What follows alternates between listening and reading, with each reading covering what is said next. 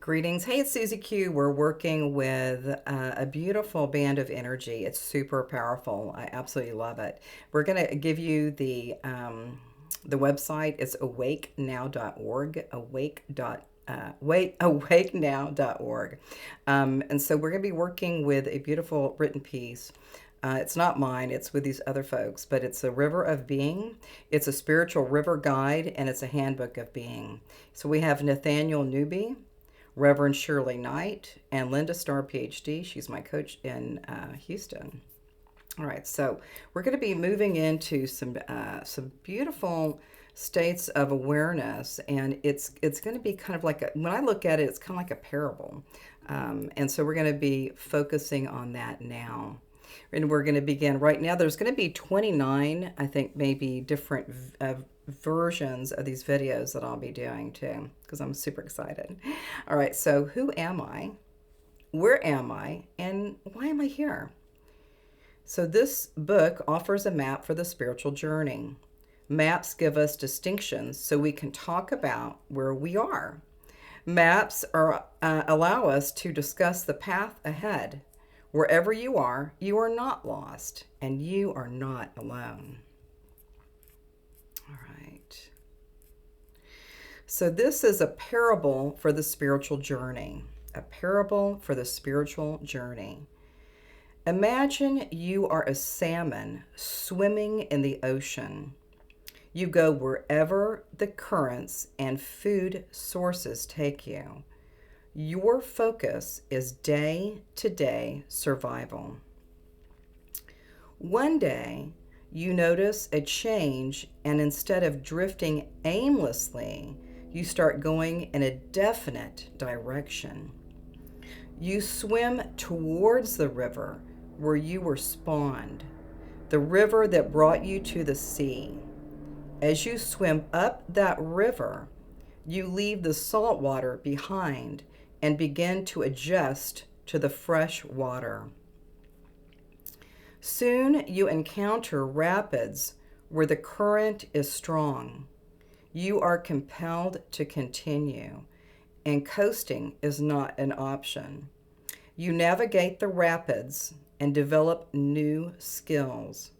After a while, the ocean is a distant memory, and you have no desire to return there.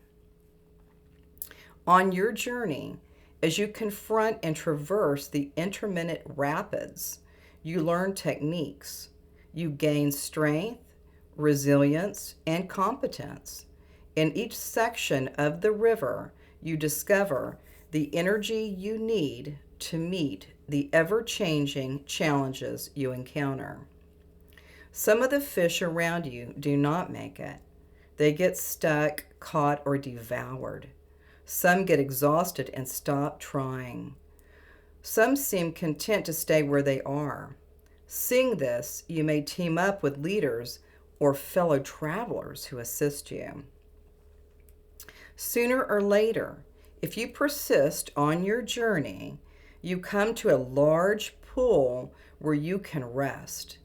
At this point, you are confident and courageous.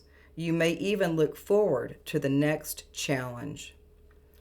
After catching your breath in the pool for a while, you are ready to move on, so you dive confidently into the white water ahead. This time, instead of progressing, you are thrown back into the pool. You dive in again, and again you are thrown back. Water crashes down on you, and you get tumbled and tossed around. You are strong, tough, and knowledgeable about the river so far. You have acquired skills and understanding, and yet you continue to get knocked back into the pool. Finally, you realize you are not encountering another set of rapids. You are now at a waterfall, and the only way up is to learn how to fly. Yes, fly. You must propel yourself airborne to continue your progress. If you do not make it up the waterfall, You begin to notice that the pool is stagnant. You encounter salmon who did not press forward and notice that they are rotting around you. You swim in circles, questioning yourself and wondering what's the point. When you make your way to the top of the waterfall, you are unstable and disoriented. You get swept back down into the pool below. To stay above the falls, find a quiet place to rest, regain your strength, and begin adjusting to the new environment. All right. So that's pretty cool stuff. So this is something I really wanted to share because I just had the awareness that that website was there, and I have permission to, kind of put some of this out. So again, it's about awakenow.org. It's a river of being, a spiritual river guide, and a handbook of being.